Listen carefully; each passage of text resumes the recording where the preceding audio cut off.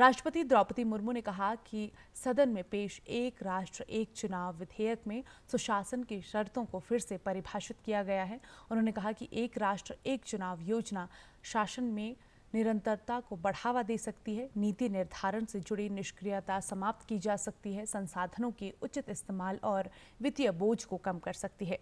गणतंत्र दिवस की पूर्व संध्या पर राष्ट्र के नाम अपने संबोधन में राष्ट्रपति द्रौपदी मुर्मू ने कहा कि इस तरह के बड़े सुधारों के लिए दूरदर्शिता आवश्यक है। उन्होंने कहा कि 1947 से देश में औपनिवेशिक मानसिकता के कई प्रतीकों को बदलने के ठोस प्रयास जारी हैं।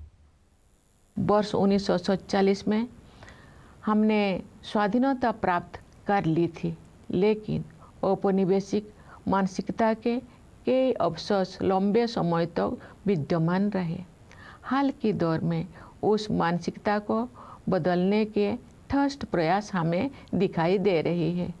ऐसे प्रयासों में Indian penal code, criminal procedure code और इंडियन एविडेंस एक्ट के स्थान पर भारतीय न्याय संहिता, भारतीय नागरिक सुरक्षा संहिता और भारतीय साक्ष्य अधिनियम को लागू करने का निर्णय सर्वाधिक उल्लेखनीय है।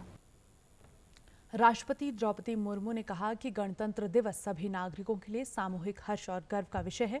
उन्होंने कहा कि हमारा देश विश्व में अग्रणी बनने की ओर अग्रसर है। उन्होंने ये भी कहा कि भारत को विश्व की प्राचीनतम सभ्यताओं में ज्ञान और विवेक का उद्यम माना जाता है। राष्ट्रपति ने उन महान वीरों को याद किया जिन्होंने मातृभूमि को विदेशी शासन की जंजीरों से मुक्त कराने के लिए बलिदान दिया। गणतंत्र दिवस का उत्सव सभी देशवासियों के लिए सामूहिक उल्लास और गौरव का विषय है।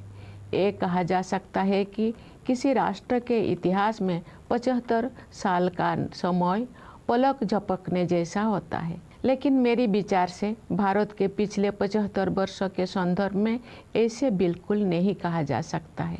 ये अकालखंड है जिसमें लंबे समय से सोई हुई भारत की आत्मा फिर से जागी है और हमारा देश विश्व समुदाय में अपना समुचित स्थान प्राप्त करने के लिए अग्रसर हुआ है। आज के दिन सबसे पहले हम उन शूरवीरों को याद करते हैं जिन्होंने मातृभूमि को विदेशी शासन की बेड़ियों से मुक्त करने के लिए बड़ी से बड़ी कुर्बानी दी।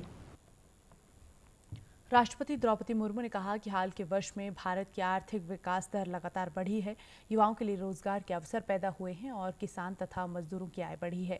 राष्ट्रपति द्रौपदी मुर्मू ने हाल के वर्ष में अंतरिक्ष में बड़ी छलांग लगाने के लिए भारतीय अंतरिक्ष अनुसंधान संगठन इसरो की भी सराहना की। इस महीने स्पेस डॉकिंग प्रयोग सफलतापूर्वक संपन्न करके भारत अब ये क्षमता रखने वाला दुनिया का चौथा देश बन गया। भारतीय अंतरिक्ष अनुसंधान संगठन ने हाल के वर्षों में अंतरिक्ष विज्ञान के क्षेत्र में बहुत बड़ी उपलब्धियां हासिल की है। इस महीने इसरो ने अपने सफल स्पेस डॉकिंग एक्सपेरिमेंट से देश को एक बार फिर गौरवान्वित किया है। भारत अब विश्व का चौथा देश बन गया है जिसके पास ये क्षमता उपलब्ध है।